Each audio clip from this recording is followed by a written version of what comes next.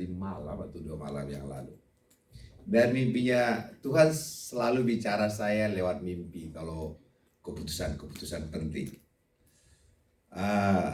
Karena kita banyak waktu. Jadi dulu saya bilang waktu saya ketua sinode, saya bilang kepada ketua Asia, aku takkan pernah keluar dari gereja ini sampai kapanpun. Kok bilang begitu? Kau mungkin suatu hari keluar, tapi aku enggak. Ini orang Amerika ini. I will never out from this church. Why? Jadi suatu hari waktu Pak Alek itu, BBI Pak Alek buka sinode sendiri, saya mau gabung. Saya pernah khotbah di situ. Karena Pak Alek ini dulu sebelum gerejanya itu didirikan, dia kerjasama dengan Bapak rohani saya yang di Singapura. Bapak rohani saya itu namanya Tangkok Beng. Jadi mereka dulu buka itu sebelum Pak Alek buka. Waktu mereka masih sebelum di Nginten itu.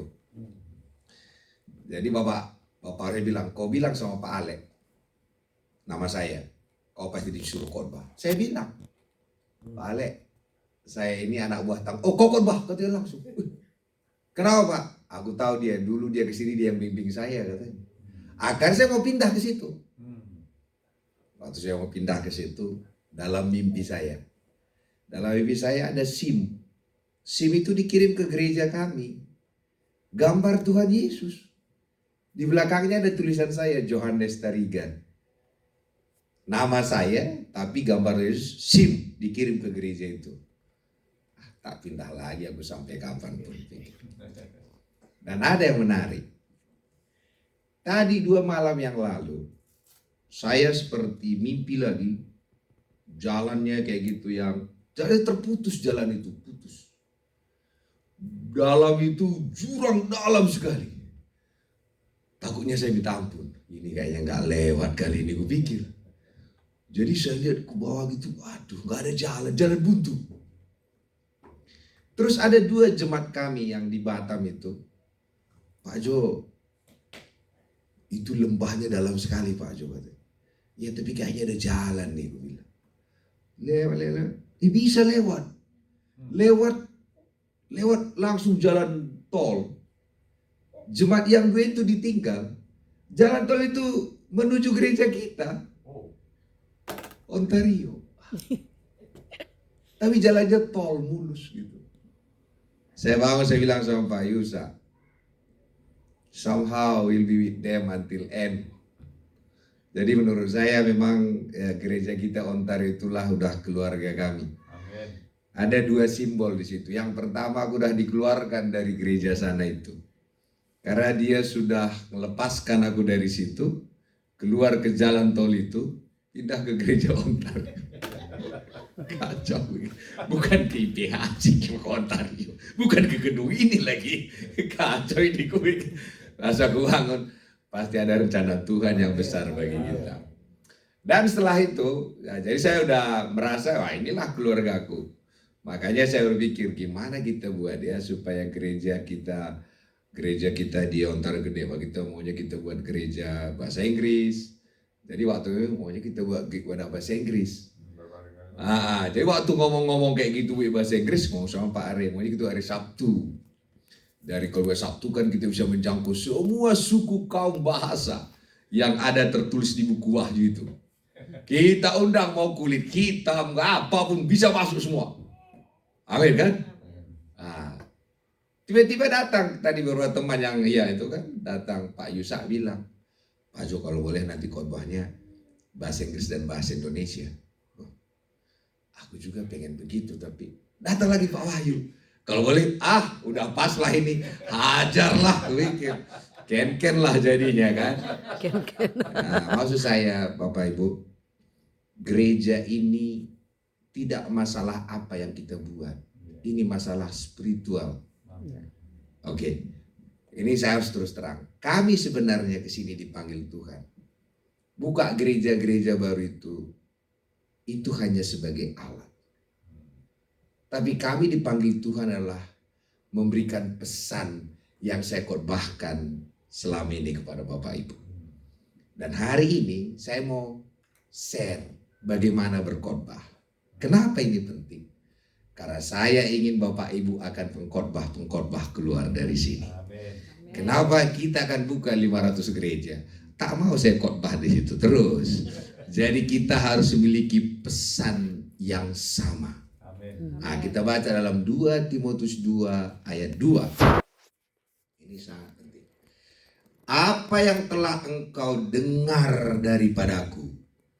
Perhatikan, apa yang telah engkau dengar ya. Jadi bukan apa yang uang, ini nggak bicara soal uang, ini nggak bicara soal aset, ini nggak bicara soal harta, ini bicara soal apa yang kau dengar. Hari ini apa yang saudara dengar yang saya khotbahkan kepada saudara, khotbahkan juga itu kepada orang lain. Jangan ganti. Nanti saya kasih tahu beberapa jenis teologi. Jadi nanti saudara tahu, oh ini teologianya dari sini, ini teologianya. Nanti saudara tahu semua. Oke, mungkin, kok Pak Jo bisa ngomong begitu? Saya kasih tahu latar belakang saya. Supaya kan kita, jadi sebenarnya saya itu dari gereja dulu Katolik. Maka nama saya Johannes itu Katolik. Dari Katolik saya ke HKBP, gereja suku. Maka saya hafal itu Patik Palimahon, kalau kon Pasangapon hafal. Baru saya pindah ke gereja suku Karo. Dari situ saya ditindih mobil, kepala pecah hancur. Gabung ke gereja GSRI, gereja sidang Roh Kudus. Roh Kudus saja kami sidangkan. Kalau soal kekudusan, tak ada lawannya gereja ini. Saya kasih tahu sekudus apa mereka. Nggak boleh baca koran, nggak boleh nonton TV, nggak boleh ketawa banyak, nggak boleh ngomong banyak. Semua wanita nggak boleh pakai lipstik. Ke gereja pakai lengan panjang putih. Semua wanita harus panjang rambutnya. Semua laki-laki nggak boleh pakai jenggot, pakai kumis, nggak boleh. Semua harus rapi. Berdoa ini, makanya kalau orang udah bicara kekudusan, gue bilang, segini aja ya kalian. Tahu saudara kami beribadah jam berapa? Ibadah jam 9 pagi sampai jam 4 sore. Berdoa berapa? 5 jam. Semua nubuatan keluar. Mau ngapain nubuatan? Ini masih kan. Hai sidang Kristus 300 itu, dengar suara Tuhan. Main sana, main sini, bahasa roh, baptisan abi, sikar, tatar, udah puas, terbalik, loncat, name it, I was there.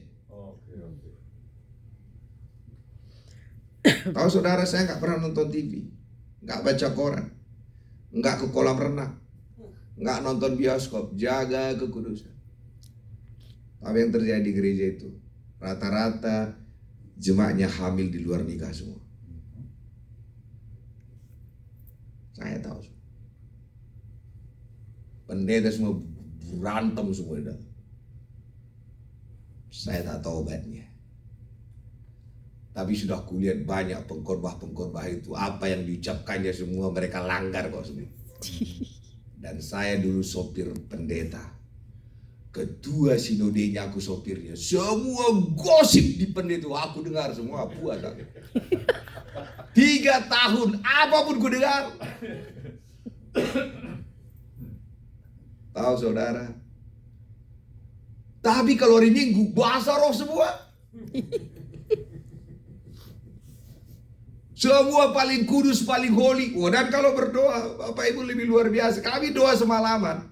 Start jam 11, selesai jam 5. Tak ada musik. Kita bernyembah gini.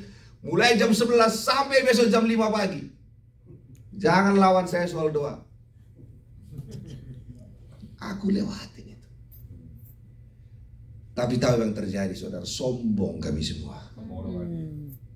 Kami kalau udah keluar, berapa jam kau berdoa?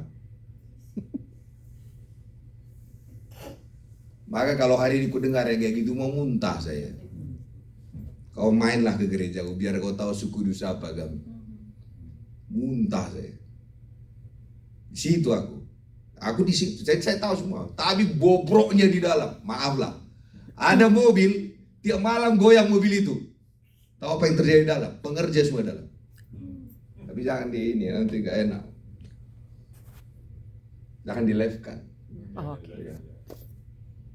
Saudara, semakin mereka katakan gak boleh ini, gak boleh ini, gak boleh ini, semua kena. Saya gak tahu jawabannya. Saya suatu hari akhirnya ngomong, Bapak Ibu gereja kita ini saya gak tahu apa salahnya. Tapi tiap hari, tiap bulannya itu ada yang hamil di luar nikah, hamil di luar semua, para pengurus semua. Berantem sini, berantem, kocar kacir. Tapi hari Minggu kayak malaikat semua. Semua kayak kudus semua. Saya juga tak tahu jawabannya. Singkat cerita saya keluar dari gereja itu. Saya kuliah ke Bandung. Mereka bilang apa? Kau sudah murtad, kau pasti ke neraka. Karena hanya gereja kita ini pengantin Kristus. Yang lain, tahu kalau ada pengantin kata dia. Kita pengantinnya, yang lain hanya yang datang-datang saja. Ya, jadi makanya saya kalau sudah orang bicara soal hanya kita yang sampai, udahlah. Jijik saya dengar itu.